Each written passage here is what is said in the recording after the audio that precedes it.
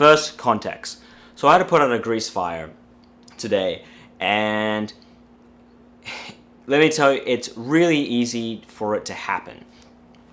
So I went to Scotland, and we had a guy cover for me. He was pretty green in the kitchen. I didn't get to know exactly all the stuff, but I couldn't see all the warning signs, how he acts and how he works. So yeah. So I came back, and the first thing I checked was, the walk-in, and I saw a lot of food was thrown away, and I saw that was stuff moved around, which is quite common. New cooks and chefs, they have this mindset. As soon as they come into a new kitchen, they want to change everything, and they feel like they need to change the world. They have this mindset every time. It's so annoying. And instead of just asking questions why something's there and this, but that's another story.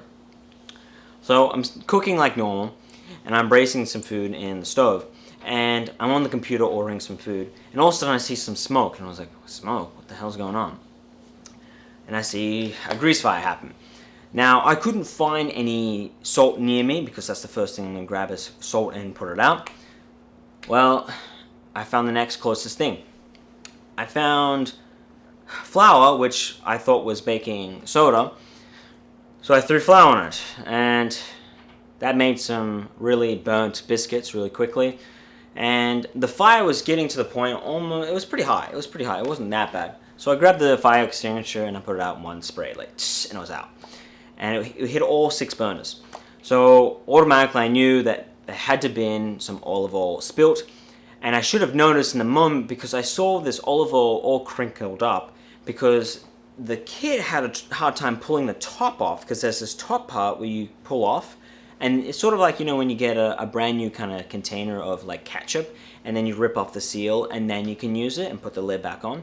That's what he couldn't do. He couldn't rip off the bloody seal. So he put a knife through it and then squeezed it out. That's why it was all crinkled up. I was like, what the fuck is this? Whatever. I called him up after putting out the fire, and I cleaned up the whole thing, and I looked underneath it, double check, yes, it was a grease fire, because there was all this olive oil on the bottom. And I was trying to lead him through a funnel. Hey, I noticed you used the olive oil. And he was on the toilet. He's like, yeah, I'm taking a dump, man. I'm like, okay, cool. And he's like, just call me when you're done. Calls me a minute later, and he's still in the dump. Like, oh, no, it's okay. I usually talk on the phone, like, oh, okay, sweet. Even though I just told you, call me when you're done, and then you call me. Strange, okay? Don't do that, okay? So I tell him, hey, I noticed the olive oil was all crinkled up. Do you have a hard time? yeah, I had a hard time. Like, did you by any chance spill any olive oil? No, I didn't spill any olive oil. I'm trying to catch him on his fucking lie. All right, that's what you do. And I said to him, well, grease fire just happened, and he's like, well,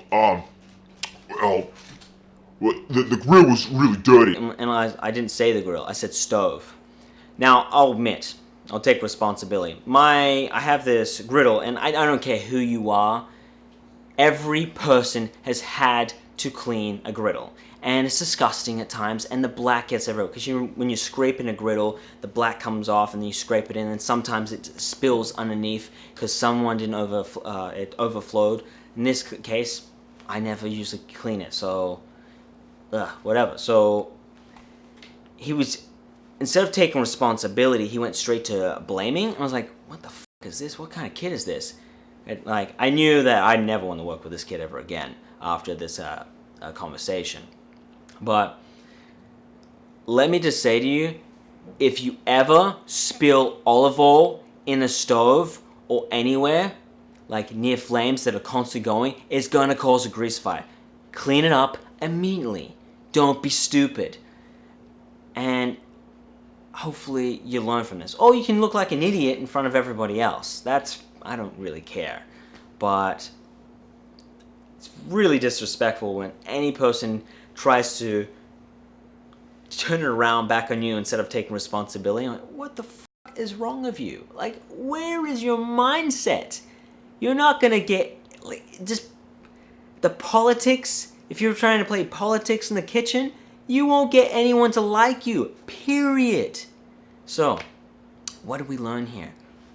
Clean your olive oil or any fat that goes underneath your burners, your stovetop, immediately. That's what you're meant to do. Anyway, like this video if this helped you out in some sort of way. If not, a funny story, I suppose. And so you can subscribe. I'm Nicolas Ganea. I'm just informing you of a stupid story. God, I can't even believe that. To use a fire extinguisher. I've never had to use a fire extinguisher ever in my career. It's absurd to see. Oh yeah, that's right. I should mention, when I was having a conversation with the facility guys, telling them I had to put out a fire, they had this mindset that, Oh, you why didn't you go to this fire extinguisher? Why did you went for solo baking soda? because that's what you do. Have you never done training? I don't know. I thought that was strange. That was really weird. How was anyone?